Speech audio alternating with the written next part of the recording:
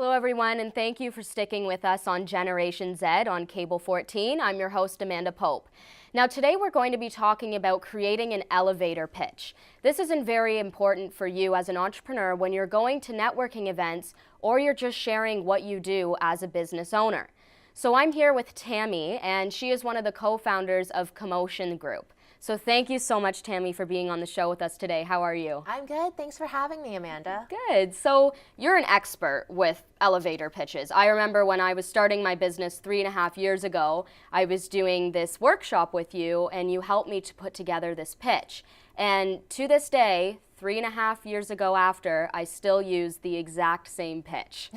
So that's why I'm a firm believer in having something that you can work with and share with people every single moment you talk about your company. Yeah. So why don't we talk about what an elevator pitch consists of and the breakdown of it? So as you know, an elevator pitch, I guess the original story is, well, you're going to be in the elevator with a very influential person and you have 15 to 30 seconds to literally rattle off what is it about yourself and why you're very important and why they need to pay attention to you. So that's the real premise of an elevator pitch. So a lot of it starts out with just obviously introduce yourself. Yep. Talk about what are some of the accomplishments that you really want to share and highlight. You want to talk about what are some of the things that you can bring value to that person. So let's say it's Bill Gates. Okay, well, what can I do to actually impress upon Bill Gates, or maybe what can I do to help him? And then then speak about how you're going to go about doing that. So what are the steps and the actions in which you're going to do that? And at the very end, make sure you close with some sort of a call to action. So do something. Make sure that you don't just say, okay, thanks, bye. You really want to make sure that you say, can I have your business card? Can I have a cup of coffee with you? Can we continue this conversation beyond this little elevator? And that way it really helps to close out and round out your quick 15-second commercial without making it sound like you've left things unfinished. And what's the perfect timing for an elevator pitch? Because I know sometimes I'll be networking with someone and let's say they don't really have the pitch created yet. And sometimes you're just thinking, like, it's been 5 minutes and I still don't know what you do. Yeah. So what's that recommended time then? Typically, in a very first introductory, you're looking at anywhere between 5 to 30 seconds to at least speak about my name, what I do, and how I provide value. Okay. That's really fast because things like, well, I can say, my name is Tammy, I am the CEO of Commotion Group. We provide co-working spaces for small business entrepreneurs. Literally, that took less than 10 seconds. That's enough to at least speak about, give a really quick intro.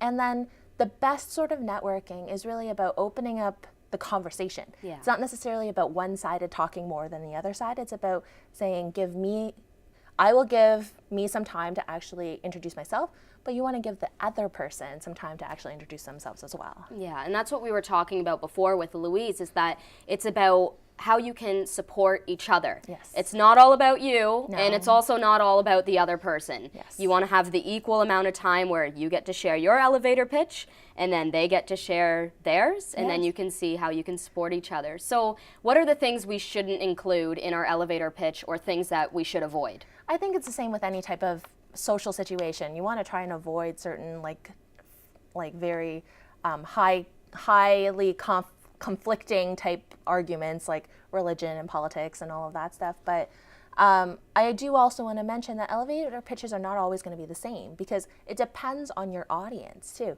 Because if you're at a networking event, your elevator pitch is really about introducing yourself. Yeah. However, if you're at a conference or a trade show, your elevator pitch is about pitching your business or it's pitching your product.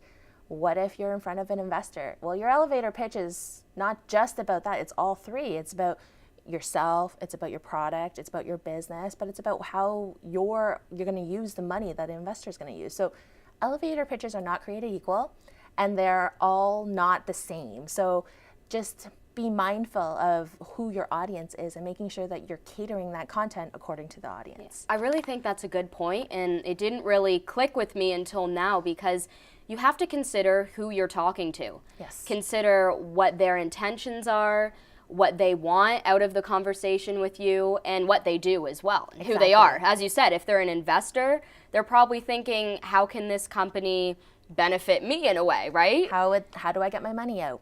If I'm going to invest in you, you're going to ask me for X number of dollars, and then my response is going to be, well, that's great, I'll give you X number of dollars, but how long is it going to take for you to give me back my money, or I'm going to make money off your business? Yeah. So it's all about making sure that you package enough of that pitch to be able to at least pique their interest, because at the end of the day, and it's about creating the relationships, and it's about making sure that you get that two-way communication between whoever it is that your audience is or who's across the table from you. Yeah, so we have about 2.5 minutes. So if you have your elevator pitch, I was thinking maybe you could quickly share it with us, or a part of it, just so people have an idea of what an elevator pitch sounds like and what they should include in it. I actually don't have my pitch, but I can definitely Okay. do a pitch anyway. It depends on, again, the audience. So today I'm going to set it up and I'm going to say, I'm just across the table from Mayor Fred Eisenberger. Okay, so hi, Mayor, my name is Tammy, and I'm a city builder. I'm an economic developer, and I'm a small business owner. And I hear today that you're interested in helping to find new businesses come to Hamilton, and we want to make sure that we're trying to build Hamilton to be an international destination. Well, Mayor, let me tell you, I've been working in Asia for the last 5 years. I've built significant networks with businesses over there, and I know that they're interested in coming over to Canada. So with your permission, Mayor, I'd love to have your business card, because I'd love to be able to speak to you about how I can provide value and attract those international firms to Hamilton with you. That's awesome. I think that's a really great example. And just as you were giving the advice about making sure you know who you're talking to, you addressed that right at the beginning. And then you had your call to action in the end. So call to action, you said giving a business card, asking to go for coffee. What other things could you do? Things like just even following up with an email, Okay. or maybe asking for their LinkedIn profile, or perhaps it's, may I give you my pamphlet or my my brochure that speaks about my product or my business. Yeah. You want to leave with an action, because you don't want to just say, bye, thanks for the time. You really want to figure out that there's a next step afterwards. So taking the time to remember to do that, because a lot of the times when we get really flustered, that's like the first thing that leaves your mind. So get out there and make sure that you definitely speak about what you are and how valuable you can be.